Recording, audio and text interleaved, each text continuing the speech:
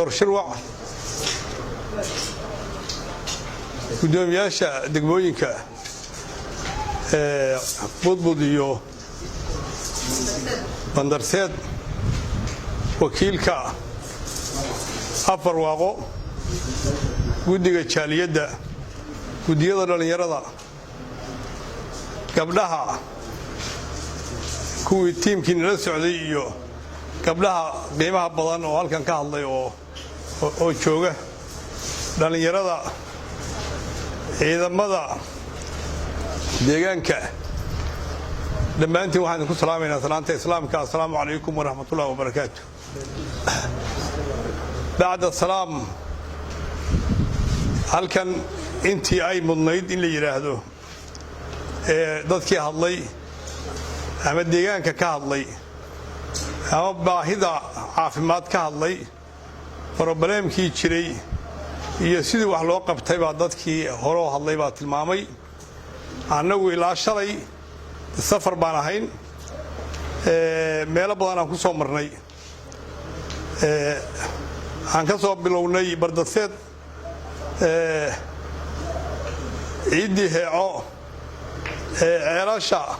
deegaanka iyo xaaladoodu sida ay tahay haddana maanta halkaan aan maraynaa meelo kalena waa noo harsan yihiin insha allah waxaan xaqiiqa tiimamkaas aan iskugu jirnay waxaa ka mid ahaa tiimkii isbitaalkan gacanta ku hayay oo dhakhtarku madaxda u ahaa waxaan xaqiiqa maanta isbitaalkii inuu dhammaaday qaybtiisii koobaad oo dhismaha dantii laga lahaana inay weli dhiman tahay isbitaalku hadda sida uu yahay waxa weeye guryuhu la mid yahay laakiin wuxuu isbitaal noqonayaa markuu dhakhtar iyo dawo helo baahidii loo dhisay iyo dadaalkii wixii laga rabay waxay ahayd in isbitaalkaani deegaankaani inuu helo inuu dhaqaatiir helo waxaa xaqiiqa meeshani sida maanta hadda ay tahay wixii sidaan ka dhigay marka hore in la fahamsan yahay meeshan colaad baa saan ka dhigtay dhibaato iyo dagaal iyo fidnooyin ciiddaa ka badan baa soo maray inay maantay aan umulisa joogin waxaa dhalay dhibaatadaasaa dhashay marka koobaad horta waxaa muhiim ah inaan kulliga isla qaadanno inaan nabad qaadanno isbitaalkan waa noo dhismahaya waxa ka maqanna waa la helaya laakiin haddaan dhibaato soo laaban weeye ilaahay waxaan ka magan gelaynaa colaad dambe inay deegaankan ka dhacdo waxaan xoogga saaraynaa kulligiin odayaal iyo maamul iyo hooyooyin iyo kulli maanta inaan xoogga saarno talada nabadda dadka deegaanka deriska nala ah oo dhibaatooyinka iyo fidnooyinka qaybta ka ahaana inaan u sheegno baaq in deegaanku nabad qaatay oo markaas isbitaalkan wixii laga rabay oo ah deegaanka halkaan ah iyo midka deriska la ahba inay isbitaalka ka faa'iidaan inay isbitaalka ka faa'iidaan oo laga wada isbitaalku waxaan degmadani ay muhiim u tahay inay wado hesho waa waxyaabaha ugu muhiimsanoo maanta barsoorka aan u soo kaxaynay oo meeshii jidku la soo marhayay inuu soo maro oo xanuunka ka jira degmadani dhibaatada haysato inay wadadu number 1 u tahay inuu arko ilaahay idinkiis ayadana waxaan rajaynaynaa dadaal baa socdo badan jaaliyadii iyo gob iyo dadka deegaanka oo dhan in la iskaashan doono wadaduna waa furmaysaa isbitaalkuna insha allah waa shaqaynaya dhaqaatiirta waxaan ku dhiirigelinaynaa ama aan kala shaqayn doonaa cabashada noo soo jeediseen oo ah isbitaalka dhammaadkiisa inaan leedila sugin saacadaha iyo waqtiyada soo socda iyo maalmaha soo socda at least meeshaan inay hesho inay hesho kaalmada hooyooyinka umulahaya inay hesho waxa ugu yar oo maantay waxa ugu weyn maanta baahida ah oo deegaanku qaba weeye halkaas in laga qaado hooyo umulaysa jidka aragna loo dhigo inay dhex ku dhimanayso qof walba oo u jeeda marka dhaqaatiirta iyo tiimka jaaliyada oo jooga arinta waxaan codsanaynaa inaan loo kala dareerin waxa ugu horeeya inaan ka dhigno isbitaalka qaybtii ugu horeysay horta inay si degdeg u shaqeyso insha Allah waa suura gali doontaa waxa soo haray isbitaalkani wixii laga rabay inuu helo arin muhiim ah weeye cid walba inay gacan ka geysato dadaalkii shalay la maray in laga miro dhaliyo raba in gacan laga geysto oo intii shalay wax bixisay inay ku laabato wax kala bixiso halkan waxaan keenay sanad ka hor madaxweynihii galmudug ballanqaadyo badan buu sameeyay isbitaalkan maalintaas la dhagax dhigay dadka tiimkii joogay madaxweynaha dhagax dhigay asaga waxa uu sheegay madaxweyne isbitaalkii asagoo dhamaystiran ma maanta dhex taaganahay laakiin raba inuu shaqeeyo qalab iyo dhaqaatiir intaasba u baahan dawladda galmudug inay gacan ka geysato arintaas waa muhiim weeye waana soo jeedinaynaa madaxweynaha galmudug inuu arintaa codkayaga maqlo isbitaalka uu dhagax dhigay oo dhammaaday oo aan galmudug waxba ku darin oo u baahan dhaqaatiir iyo baalka la yiraahdo daawo u baahan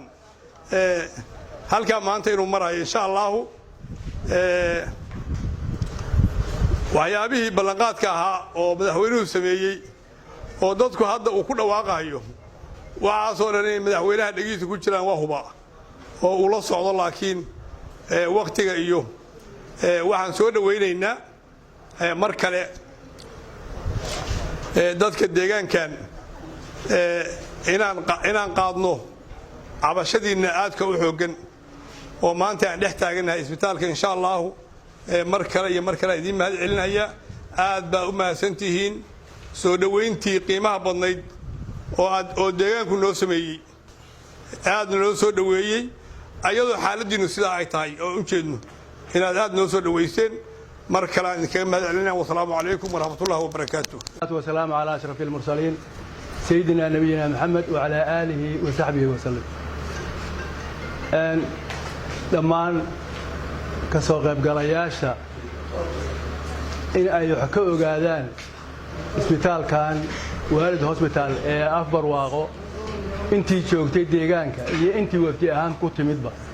inta saaka nala joogta rag iyo dumar iyo dhalinyaro iyo waayeelba assalaamu calaykum waraxmatullaahi wabarakaatuh kaamirada waxaan jeclaan lahaa inaad hoos ku qabataan dhulka siduu yahay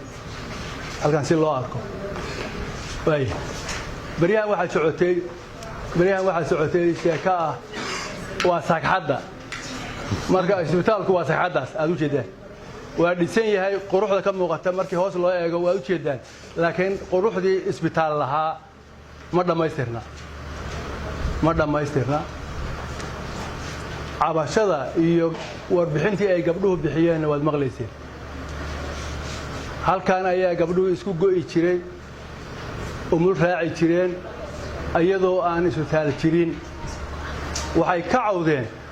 ayadoo isbitaal jiro inay hawshii sii socoto way haddaan qalab oolin wixii wax loo qaban lahaa aan lagu soo degdegin ee sagxadda laga kormarin sidoo bay arintooda u soconaysaa dhalinyarada iyo gabdhaha wiilal iyo dumar bale markaan su'aalo weydiiyay oo maxaa tarankii guurkii maxaa yareeyay alku-dhagu wuxuu noqday oo xagee uur ku qaadaa gabadhi wax tiri xagee uur ku qaadaa soo halkaan ku dhiman maayo marba haddaysan jirinin isbitaalkii aan ku dhali lahaa inaan waxayga dhabarka ku haystaa roon waxaan leeyahay raggii dhalinyaradii gabdhihii u istaagay inay isbitaalka dhisaan qolalkii waa dhisan yihiin waxaan kormeer hadda qolalka idin soo sawiri weyn waxaan idin tusinaa weyn wixii waa qurxooyihiin waa dhisteen laakiin isbitaal wuxuu ku qorxoonaadaa waa markay qalabku yaallo dhakhtarna joogo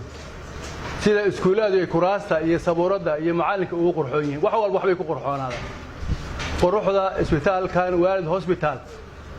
khayr alla siiye samawadayaashii hawshan u istaagow weli waa halkeedii waxuma dhaanto haddaan dhaqaatiir la keenin qalabkii dhaqaatiir la keenida ayaan mid yar rabaa inaan ku sii daro xaggee soo marhayaan dhaqaatiirku umulisooyinka xaggee soo marhayaan halkii ay soo mari lahaayeen oo halkaan idinkugu imaan lahaayeen waddadii waa xiran tahay isbitaalka haddii la sameeyey ee gabdhaha halkaan joogahay haddaan dhakhtarkii iyo umulisadii la keenin oo meel ay soo maraan iyo daawadii meel ay soo marto aan la helin sagxaddaas u ahaanaya ayadan waxaan leeyahay ha loo istaago sidii waddadaas ay u howlgeli lahayd oo waxa nooga xiran irmaanaynta isbitaalka waxaa ku xiran waa waddadaas oo la hagaajiyo oo wax walbaba noo soo maran qof baa lahaa hay-adahan waxaan ka codsanaynaa inay daawooyinkii iyo dhaqaatiirtii noo keenaan ama u sahlaan halka xujoog ku hortaalla waxay xaggee soo maraynaa kormeer baan ku imaan lahayn annagaa imaan lahayn xaggee soo marna meeshii lagu soo mari lahaa ayaa la rabaa inaa u istaagto gob labaad in la sameeyaa la rabaa gob 2 oo heeca ku abtirsata waxaa looga baahan yahay gob 2 in qof kursi caaga geedahan ilaa waddada heeca ku yaalla hoos dhigta oo u fadhiista ama gabar ha ahaatee ama wiil ha ahaatee oo suga inta carrakaawada la qodayo oo carrakaawada la qoday baaluhu uu iska rogaha uu ku ridayo meeshuu dhigi lahaan uu u fadhiisto in la dhigay oo lasdhinac dhigay dabadeetana inta laga helayo qalabaadka maqan wixii la sii diyaargareeyo qof ama qofaf halkaa u fadhiista u istaago oo deegaanka ayaa laga maarmaana in la helo soo waaridaha dibadda xoolaha ka soo waaridaya kuu fadhiisan maayo waa adiga waa ayada waa annaga dadka la rabaa inay heeco intay u fadhiistaan ay howlgeliyaan walaalaha qalabka iska rogayaasha leh ee deegaanka u dhashay dhinac walba dariska ha ahaadeen ama deegaankaba ha ahaadeen inay ku tabarucaan inta ay awoodaan oo halkaa arko 10 arko waxaan markay midda hobyo bilaabanaysay gaalkacyo ku amarnay 93 iska rogo tiilay in 30ba ay isbuuc qaadato oo midkiiba uu intaas oo kaari ka rido oo lacag la'aan oo shidaal la weydiineen oo yana weydiineen asagoo isku qabo sida uu markuu soo laabto warqad loo siiyo oo ku shaqaysan karo taasaa looga baahan yahay iskaa wuxuu qabso inay ka bilaabato gabdhaha intay kacaan ay ragga guryaha fadhiya ay qaadka u fadhiya ka kiciyaan oo yaan shaqo taga heeca waxay u fadhidaa waa qaadka aad ku cunayso geedka hoostiisa iyo baabuurka hoostiisa heeco garab bay heshay dad badan baa u soo baxay dibadda uga yimid inay hawshaa fuliyaan laakiin waxay garab helayaan kan gudaha joogaa markuu kaco markuu garab qabto markuu wuxuu u baahnaa marka loo keeno uu ilaalsado oo asaga laga rabaayo uusan oran maxaa la siinaya NGO uusan u qaadane waa wax isbitaalka sida lagu dhiso oo kale ayaa wadadana lagu dhisayo qof jeebkiis wax laga soo baxshaa lagu dhisaya maaha inaad u fakarto 6 bilood oo ugu horeysay gabdhihii cuntada karinayay iyo shaqaalihii shaqaynayay kulli iska xuquuqsay ahay qofkii u dhabar adeegay markii wax la helay laga shaqaaleysiiyay haddaad shaqo u baahan tahay u diyaar garoob inaad marka hore daacadnimo iyo aad ugu shaqayso iska xuquuqso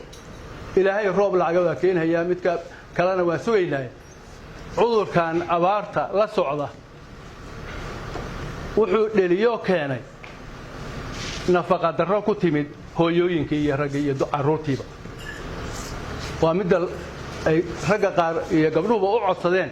in qaar loo soo hormariyo daawooyinka loo soo hormariyo laboratory-ga loo soo hormariyo baari lahaa cudurrada noocyada loogu badan yahay deegaankan iyo wixii soo kordha waxaasoo dhan qaybo isku jira oo qofba qaybtiisa qaadanaya weeye waxaan u dirayaa baaq walaalaha dibadda adinka lacagtiina sadaqo inta badan ula baxa waanu qaar badan oo gudaha ku jira oo ka lacag badan kuwa dibadda inay jiraan laakiin mushkiladdu waxa weeye ma awoodo inuu ula baxo kulligiin maaha raalli ahada waxaan sheegayaa qaarka xoolahooda marka hore ilkaha ku gaduudsada ee qaad ku cuna kuwa waxaan rabaa sadaqada ugu bixiya deegaankooda ugu hura inay ku badbaadiyaan walaashiis hooyadiis gabadha uu qabo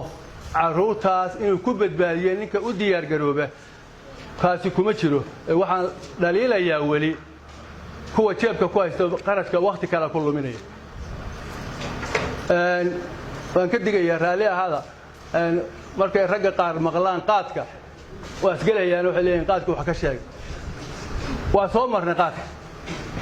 fan baan ugu jiray fanaan baan u ahaa haddana hala joojiyaan leh waa soo adna mar baad joojin doontaa ood oran doontaa alla leh laakiin hadda inay noqotaa fiicano oo intaad joojisid iska xuquuqsada ku fiirisid wixii na soo dhaafay baan ilaahay uga toobadkeenana ilaahu rabbiyo wixii naga lumay oo dembiga noo dembi dhaaf kuwa soo socdaan noo dembi dhaaf wixii hadda ka dhiman inaan sadaqa ula baxno si aan dadkeena qaraabadeen ehelkeena ugu gargaarno xadiisul qudsi baa ahaa ilaahay uu yiri ninka xiriiriya xididkiisa ama ehelkiisa anna waan xiriiriyaa kii gooyana waan gooyaa si aad ugu dhawaato ehelkaaga xiriirinteeda hadday biyo tahay Dr. Xuseen wuxuu ii sheegay in dhakhtarad iyo walaalaheed ay biyo keenaan deegaanka si ay waalidkood ugu gargaaraan oo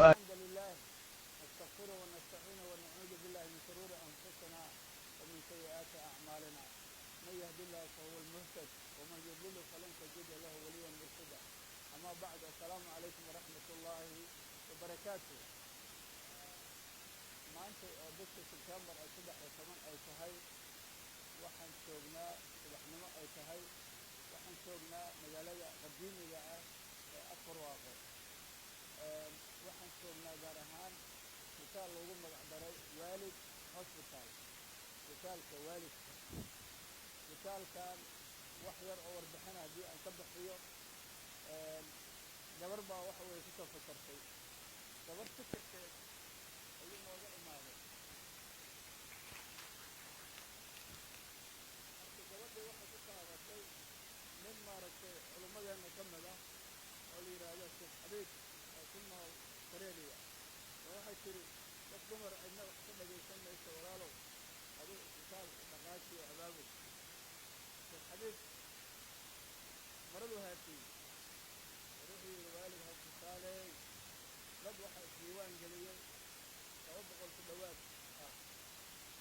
وقف والبلغ عليه ويران $10 إلى الدقيق والتالية تطور تطور الشيء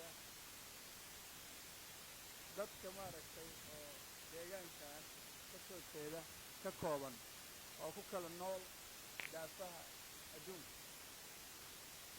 مشروع وحوي سلاس أيوك بالعودي ولا لسه في سمي آدي مارك وحى أجيب لها وكملها جبر وحى شركة أشتقيني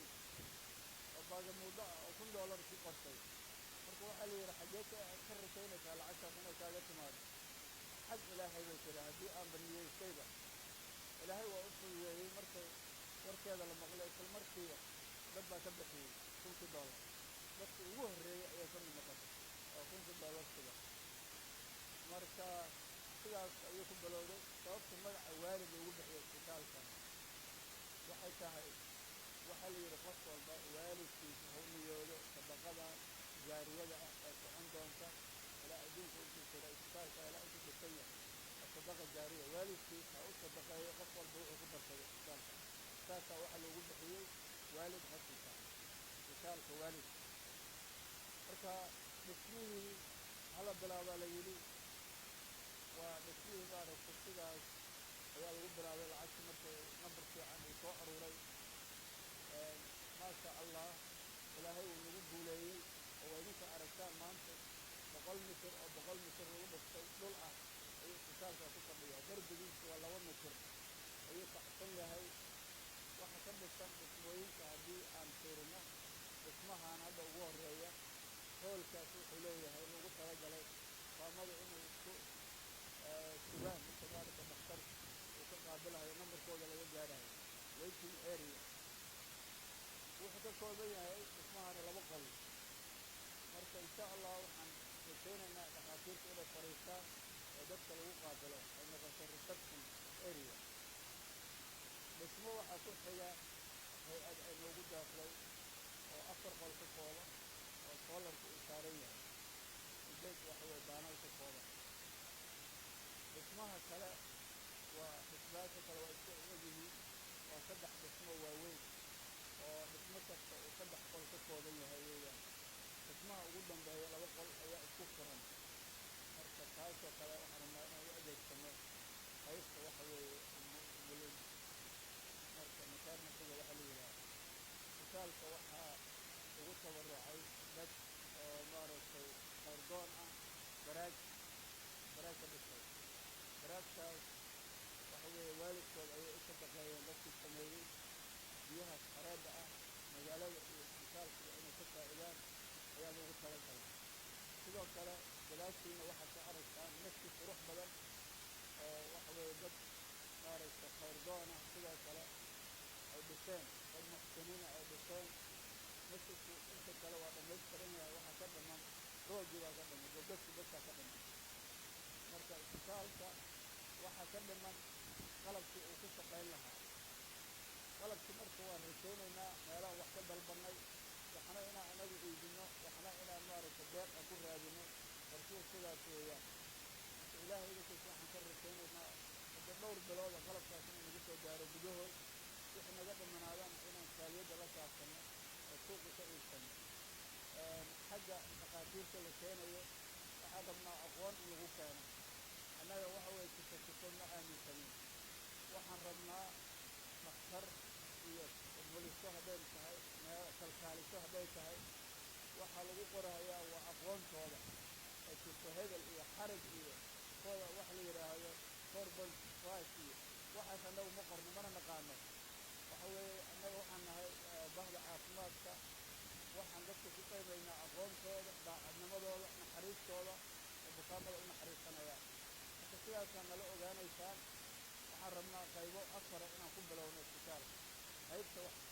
gargaarka degdega ah oo emergency-ga wixii dhiig joojina wixii hooyadii maaragtay markaa dhali weysa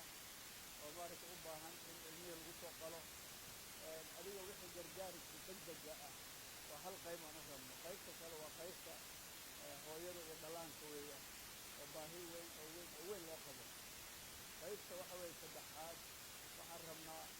waa qaybta maaragtay bukaan socod internal medicine waxaa la leeyahay ama OPD outpatient waxa weeyaan department qaybtaas waa qaybta saddexaad oo noo noqonaysa qaybta afraad oo aan rabno waxa weeye in la helo saalo qaliin oo wixii qaliin ah oo degdega ah oo halkaa lagu samayn karo in lagu sameeyo intaasa hadda qabnaa inaan ku bilowno qaybaha kale way noo dambayn doonaan sidoo kale shaybaar ayaa ka mida qorshahayna in la helo waxaa ka mida farmasiye in la helo oo meel daawadii lagu qaybiyo oo leh maaragtay ehel u ah daawada qaybinteeda sida qaboosiye oo kale temperature gaar ah rabtay daawada in lagu hayo daawada haddii meel kulul la iska dhago daawo 20 digrii loogu talagalay daawadaas way halaabaysaa oo waxa ma karayso marka qaybahaas ayaan rabnaa waxaan rabnaa tartiib in waxa weeye uu isbitaalka sidaas uu ku furo waxaan rabnaa isbitaal inuu u noqdo deegaankan midig oo dhan ma ahan ereyadan kale ah waxaan rabnaa inuu budbud u noqdo waxaan rabnaa inuu hobyo u noqdo waxaan rabnaa inuu ilaa dhanowda ilaa waxaan rabnaa aldhanaane ilaa waxa weeye garaacad ilaa waxaan rabnaa sariimo baladusle dhulkaas oo dhan waxaan rabnaa inuu isbitaal u noqdo qolo iyo isbitaalkaani kuma xirna qof allaale qofkii waxa weeye muslim ah soomaali ah hadduu xataa gaal yahay caafimaadku xataa gaal iyo muslim ma kala laha waa bini aadam weeye qof kasta oo bini aadana oo baahi caafimaad qaba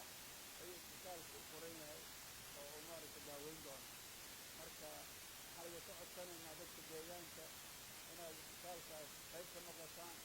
oo aad idinkuwa ilaashsataan oo difaacataan oo cid allaale cidda idinka basbasta aad ka qabataan oo ku dayda inaad isbitaalkaas hor istaagto habsada socodkiisa oo aad dareentaan lahaansho waxa la yidhahdo ownership waxaan aragti idinka aa leedihiin deegaan ahaan inaad u aragtaan oo aad u dhowrataan sida lacagta jeebka idinkuu jirto kale markaanu hadalka intaasaan uga baxayaa waxqabadkiisa buuggaas loo fiiriyo dad islaaman aan wax u dhiibanno hebel iyo hebel iyo hebel iyo reer hebel iyo fitrakadhaa iyo jufo waa la sheego waa laga gudbay islaam baan nahay waxa weeye marka taasna sidaasaan leedahay warkaygu ma badna mataqaanaa waa soo dhawaynayaa barakaatu salaan kadib waxaan rabaa warkii inta la dhihi lahaa waa la dhahay hadday canaan tahay hadday wax isweydaarsi tahay hadday fakar tahay waxaan rabaa wax yar waalid hosbitaal siduu ku bilowday inaan wax yar ka taabto basfrog waa idiin faray wuxuu yidhi gabar bay ka soo maaxatay fakarkeedu waa sax gabar baa fakarkaasi ka yimid gabadhuna waxay la wadaagtay ninkii meeshaan howlwadeenka ka ahaa xabiib sheekh axmed xabiib sheekh axmedna wuxuu la wadaagay guddi anu aan ka mid ahaa guddigaasi markuu nala wadaagay wuxuu yidhi hawshaasaan waxaan rabnaa inaan bilowno fakarkaasi see idinla yahay aniga waxaan ka mid ahaa dadkii yidhi niyow riyaa wadaa waxaas wax suurtogeli kara maaha wuxuu yidhi waxaan rabaa riyadaas in layla suurtogeliyo oo laygu qaato oo maantay ay igu codaysaan see waxaan idhi wax u bilownaa wuxuu yidhi waxaan ahayn dad oo jaaliyada oo hal meel ku wada jira oo 200 oo qof ah wuxuu yidhi waxaan ka rabaa qof walba oo meeshaa ku jira $1,000 lacaga dadkii guddigaa baan ka mid ahaa waxaa la isqor ma shaqaynayna xilligaas waxaan idhi $1,000 lacaga ma haysto wuxuu yidhi amar weeye ilaahay baa keenahaya waxaa lagaa rabaa $1,000 lacaga isku qortid waa igu qora waa fiirin kartaa listiga waxaan ku jiraa pageka lambarka waxaan hay 8aad cabdiqani afyare markuu igu qoray xilligii markii listigii dhammaaday lacag aruurinta bilaabatay waa la soo waxa lacagta bixi ilaahay uma ceebayn geesnimo muujiyay lacagtii waan helay nin inaad arkaa iga baxsho wuxuu yidhi anaa maanta ku furanahay lacagtaasi way iga baxday waxaan ku farxay maalintaasna geesnimada aan qaatay maalinta dambe ilaahay ii fudeeyay horta meeshaan waxaa lagu dhisay qaabka noocaas ah walaalihii ka soo shaqeeyay aad iyo aad u mahadsan yihiin walaashii fakarkaas kiin waa mahadsan yahay intii la qaadatana waxaan leeyahay way mahadsan yihiin maantay wixii ay ku naaloonayeen riyadii uu yiraahdo la qaato waa lagu guuleystay waxay noqotay riyo dhab ah maanta waxaan joognaa dhismihii oo dhammaystiran waxa dhiman waxa weeye qalabayntii iyo taqaadiirtii iyo shaqaalii ka shaqeyn lahaa iyo waardiyii shaqadii intii badan waa la soo qabtay waxaan leenahay inta kalena sidii oo kale aan dhexda u xiranno aan ka shaqeyno haddaan deegaankii nahay haddaan dabadii nahay waxaan aaminsanahay inaan ka bixi karno taqaadiirtiina waa joogaan meeshaan inay meel intaas hadda la soo sheegay sida Garaacad gobolka Mudug bari Mudug markii la yiraahdo meesha centraalka u ahayd waana degmadii waana meel fac weyn waxaan qabaa maanta guushi waan gaarnay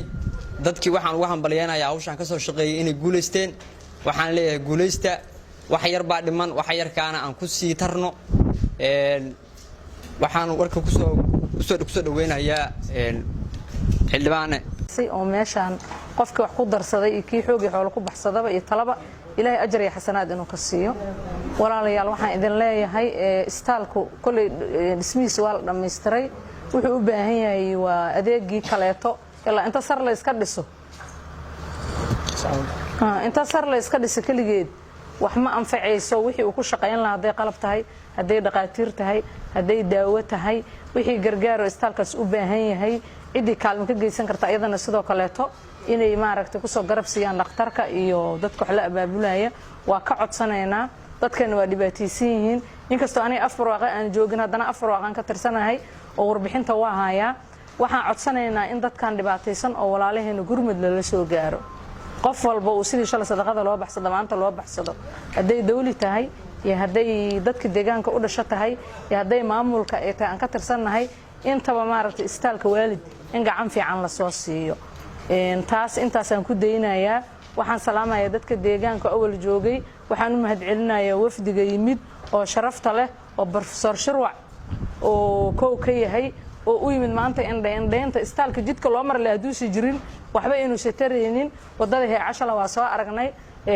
professorka indhayntaas ayuu u socday sidii jidkaas wax looga qaban lahaa iyadana waxaan rajaynaynaa gacan fiican meesha in laga siiyo haddii ilaahay ilaa jid meesha loo mar lahaday si jirinin waxba ma tarayso barsoor shirwac aadaan ugu mahad celinaynaa gudoomiyaha golaha beesha Habargidir ahna professorka ahna wadada gob madaxdeeda marka barsoorka aada ugu mahad celinaya waxaan kaloo u mahad celinayaa musharax xildhibaan Maxamed Siciid Yare oo asagana waqti adag meeshan soo galiyay inuu yimaado amaba awal kaalmada wax ku lahaa meeshan wax qabadkeeda haddana diyaar u ah inuu wax ka qabto haddii ilaahay inta dhiman aan ka codsanayno inuu wax ka dhameystiro musharaxa xildhibaan maadaama uu yimid meesha oo maanta dadkiisa uu xasuusto inuu yimaado in uu wax qabadka inta dhimanna uu gacan fiican ka geysto musharaxana waa ka codsanaynaa wafdiga kale oo dibadaha nooga yimid oo walaalaha ah oo kaalin fiican istaalkan ka qaatay iyo cid walba oo mudan waxaan leenahay walaalayaal aad u mahadsantihiin ilaahay ajar iyo xasanaad badan ha idin siiyo dadka deegaankan jooga oo rag ay koow ka yihiin waxaan leeyahay walaalayaal nabadda ha laga shaqeeyo istaalka ma shaqayn doono haddaan nabadda laga shaqayn guryahan qabow lama harsan doono haddaan nabadda laga shaqayn waxaan idin leeyahay si deegaanku uu xasiloon u helo oo wax qabad u helo wiilasheenaan la hadlaaya nabadda ha laga shaqeeyo nabadda ha laga shaqeeyo nabadda ha laga shaqeeyo assalaamu calaykum waraxmatullaahi wabarakaatuh وعلى آله وصحبه وسلم dhammaan waxaan salaamayaa ehelka meeshaan iskugu yimid madaxdooda qof kastaba mansabka uu ku joogo meeshaan ayaan salaamaya salaamta islaamka assalaamu calaykum waraxmatullaahi wabarakaatuh salaanka bacdi meeshaan waxaan u joognaa hawl dheer oo la soo maray oo maaragtay hormuud uu noogu ahaa nin la yiraahdo Sheekh Xabiib Axmed Diiriye uu hormuud noogu ahaa ilaahayna waa maaragtay waa noo hirgeliyay hawshaas si walba loo riixay iyo dad maaragtay wuxuu soo maraba ilaahay waa noo hirgeliyay waxa maanta maaragtay wax yar baa ka dhiman oo iyaduna inay fududaato ilaahay aan ka rajaynayno tii ugu cuslayd oo dhismihii iyo qaabkii iyo waxaasoo dhan waa soo dhammaadeen qaabka maanta ay ku shaqo geli lahaydna raggii hormuudka u ahaana waa joogaan oo ka mid yahay Sheekh Xuseen Dr. Sheekh Xuseen uu ka mid yahay waxa uu ka dhiman qaybina waa dhismahan hadda taagan waxyaalaha ka dhiman oo ama ha noqdo maaragtay solar oo dabkii loo siyaadiyo ah ama ha noqdo dhulkan wixii simidaho u baahan yahay wixii intaasi waa inta ka dhiman maaragtay dhulkan qalabayntii iyo dhaqaatiirtii iyo maaragtay daawadii iyo wixeedii kalena waa ku soo daba jiraan waqti dheerna inay qaadan ba ilaahay ka rajaynaynaa ilaahay noo fududeeyo waxaanan weydiisanaynaa ummadda meeshaan joogta oo inteenaan hadda meesha joogta maahane intana maqli doonto oo ama dibad iyo gudaha joogto dadka ehelka u dhashay waddankaana inay dhammaystiraan loona istaago ninkaa sheekhahay warka uu hirgeliyey inay u sii socoto ummadda maaragtay si u shaqayso camalkaasi camal u shaqeeyo u noqdo in loo istaago ninkii dawlad ka keeni kara ninkii ka keeni kara maaragtay jeebkiisa ninka ka keeni kara qof kale oo saaxiibkiisa sidii ninkaasiba ugu istaago habeen iyo maalin uu ugu soo jeedo laba maaragtay waxaan u malaynayaa lacagta uga baxday inay 30 ka badan tahay taleefan kaliya oo dadka midka Afrika jooga iyo midka Asia jooga iyo midka America jooga iyo midka Australia jooga iyo midka New Zealand jooga inta ka dhaxla intaas uu la hadlahay mid walba habeen barkii iyo maalinta asoo waqtiyadu kala duwan yihiin ilaahayna waa ku guuleeyo maanta maarka waa kaas hawshii uu maaragtay riyadeeda uu bilaabay wixii kalena waxaan rajaynaynaa haddii ilaahay idmo inay noo dhammaadaan qurba joogtana waxaan leeyahay salaanka bacdi waxaan joognaa isbitaalka Afar Waaqo oo ku magacaaban isbitaalka Waalid oo walaalaheenu ay dalka iyo dabadaba ka dhiseen oo dadaal badan u soo galeen oo ay muxuu ahaa intii tabartooda ay ka soo shaqeeyeen saakana ayagoo booqasho ay noola joogaan marka waxaan uga celinaynaa mahad aad u weyn baan uga celinaynaa walaalaheena dhammaantood waxaan kaloo u sheegaynaa walaalaheena dhammaantood waxaa noo yimi walaalkeen Maxamed Siciid Yare Allah garabkiisa koraa ka dhigay oo musharaxaas annaguna kuwii kaalmeeyey oo muxuu ahaa soo dhaweeyey oo doonahayay oo walaalkooda gacan waalid ku soo dhaweeyay iyo waxqabadkoodana tusaan marka gacantooda tii koreysay Allah ka dhigo annagu ducada ayaan ku kaalmaynaynaa waana soo dhawaynaynaa dhammaantood marka waxaan ka rabnaa way dadaaleen isbitaalku waa naloo dhisay dhammaantiis hadda waa taagan yahay intii si badnayd wax yar baad ka dhiman oo hadda bahalkii ah oo shaqadii lagu shaqeeyo wixii lagu shaqeyn lahaa ah